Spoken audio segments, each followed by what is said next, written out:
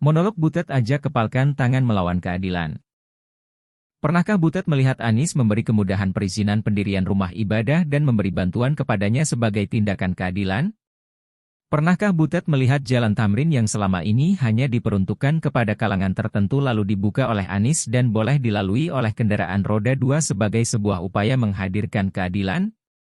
Pernahkah Butet melihat pelarangan razia dan justisi kepada pendatang yang dilakukan oleh Anies sebagai sebuah upaya menghadirkan keadilan? Dan banyak lagi narasi-narasi keadilan yang lain. Menarik memang membincang monolog Butet Kertarajasa.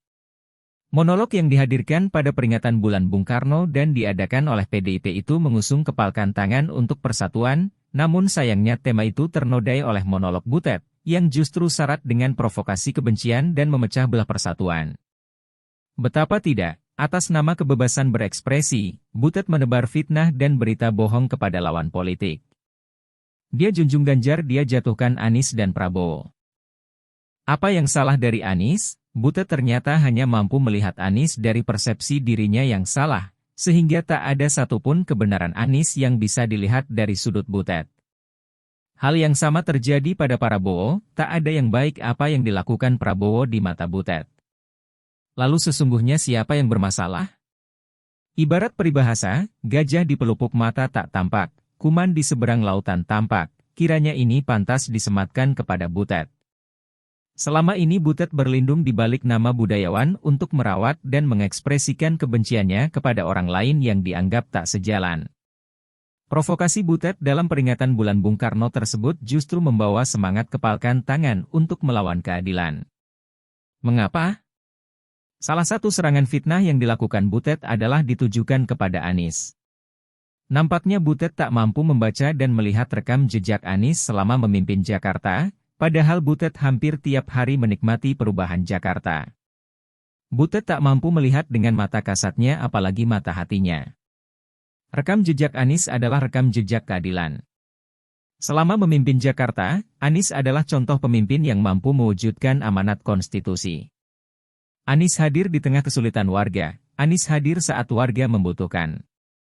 Pernahkah Butet melihat kehadiran Anies menutup reklamasi yang membantu nelayan sebagai sebuah keberpihakan? Pernahkah Butet melihat pemberian 1000 YMB kepada rakyat Jakarta di Petamburan sebagai sebuah keadilan setelah selama ini mereka terlantar akibat peraturan gubernur sebelumnya? Pernahkah Butet melihat Anies memberi kemudahan perizinan pendirian rumah ibadah dan memberi bantuan kepadanya sebagai tindakan keadilan?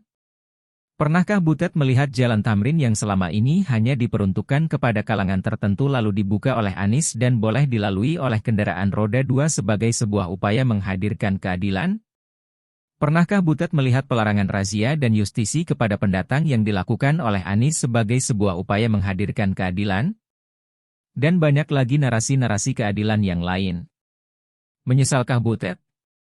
Tentu tidak, Butet akan selalu berlindung atas nama kebebasan berekspresi dan kebudayaan, tapi sayangnya Butet melupakan bahwa kebebasan berekspresi juga berlaku pada orang lain.